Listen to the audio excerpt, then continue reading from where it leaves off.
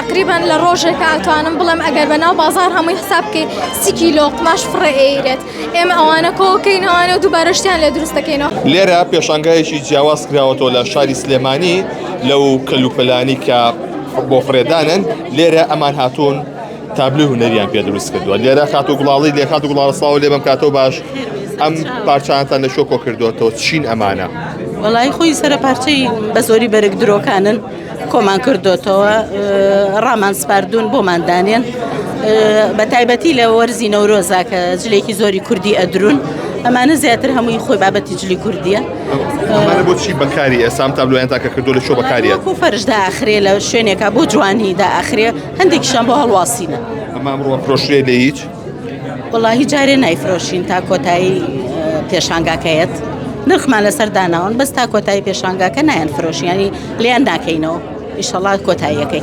لێرە کاک حەمید ڕۆزان برەی جەناب بەگەفەمی دیێرەکە حەمید کاتێکە بەرهەمەکانی بینی چۆن پاڵپشتی خوشەکە دەکەی؟ بێگومان ئەم خۆی بە حکمەوەی ئەندازیارە جا دیزاینەر بووە کاری زۆر کردو یعنی ئەمانە خۆی کاری ئەندازیاری خۆی کارێکی هونەری بەشێک لەو کارانە هونەرە نەک ئەوە ژانی گەلێک جار کە شتی ڕسایکڵدرا و هەموو کارێکی هونەری سەرەتا بیرۆکەیە ئەم بیرۆکەیە هەندێک جار سوود لە هەندێک شتە بینی کە لەوانەیە فڕێ بدرێت کە بە کەڵک نێت لە ئیتر چ قوماشە چ پلاستیکە چ ئەوەیە بەڵام گرنگەوەیە بەم بیرۆکەیە تۆ چی ئەنجامەیە ئەگەیتە چی ئەوەشی کە ئێمە بینین بەڕاستی ئەنجامێکی جوانی هەیە و کاری لەمانە بداتێ بادێ ئەمانە من وەکوی خۆم وایە هەموو ساتێک ئەمە بێگومان هاوکاریش کراوە لەلایەن خێزانەکەی خێزانی بەڵێ ئەمە کاریشی دەستە جەمعی ئەمە خێزانی حەمیدە هەموو هەشدارن لە ئیشەکانە لەگەڵمانە چکەمە بەی چێ ناکرێم ئیشە قورسە ئیشێکی ئاسان نییە قورسە بەڵێ دەستە خۆش بێ جا پێ خۆشە ئەوان وەزانەمیان خوشکەزاتە ئەویش کشتەکە دەگە فەرمووی لە ئێرە کارکردن لە پرۆژێکی لەو شێوەیە قورس نەبوو بۆیەوە ڕاستی ئیشێکی زۆر هیلاکیە چونکە ئێمە بەدەستیان چنین لە بەرەوەی تا ئێستا مەکینەیەک نییە لێرە کە بتوانێت قوماشی ئەستور بدورێت لە بەرەوە ناچارینە بەدەست بیدورین. چەندێکتان پێچوو ماوەی چەندتان پێچوو؟ ڕاستی لە مانگی دەوە ئێمە خەریکی دروستکردنی ئەم فەرشانەی بۆ شێوازە بەڵێ بەم شێوازە. خواستی خەڵک چۆنە لەسەری؟ پێشەوەی دەستکەین بە ئیشی پێشانگاکە بەڵێ خواستێکی زۆری لەسرە بە تایبەتی خانمەکان زۆر حەزیان لێتی. واتە ئەیانەوێ ئەمە دابخەندەوەی کە بچن لە بازاڕە شتێ بکڕن؟ بەڵێ یەکیت زۆریش نمونەمان هەیە کە لە پەیجەکەمانە دامان ناوە خانمەکان لە ماڵەکانی خۆیانە دایەخەن.